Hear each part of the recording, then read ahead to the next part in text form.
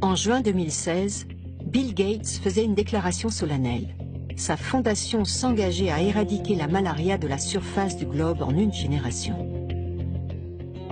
Il va nous falloir des médicaments et des vaccins pour mener à bien cette éradication d'ici à 2040. Cette déclaration est surprenante pour deux raisons. D'abord, elle a été faite conjointement avec celui qui était alors le ministre britannique des Finances.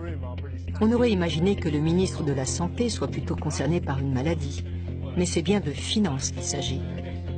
Car pour éradiquer la malaria, la fondation Gates promet d'investir 4 milliards d'euros. Plus étonnant encore, sur son blog, Bill Gates mentionne l'Artemisia annua.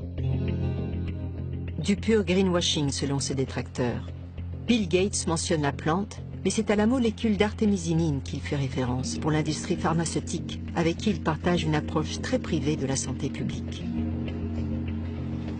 La fondation Bill et Melinda Gates est par ailleurs l'un des principaux leviers financiers pour le développement du premier vaccin anti-malaria du géant pharmaceutique GSK. Chez GSK, on parle de diminuer de moitié le nombre de crises de malaria qu'un enfant pourrait subir. Mais c'est l'efficacité du vaccin qui pose problème.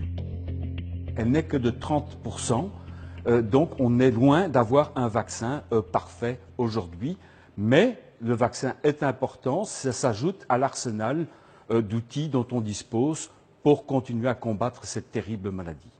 Mais ce qui nous gêne un peu, que ce vaccin-là, on l'utilise partout sur des milliers d'enfants en Afrique qui sont utilisés comme qu'abeilles pour un vaccin dont on ne sait pas s'il marche, qui a des effets secondaires parfois désastreux, mais là, l'OMS l'autorise.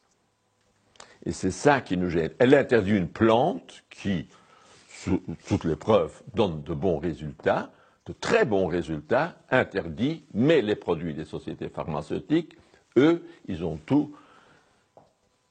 Et on se demande pourquoi.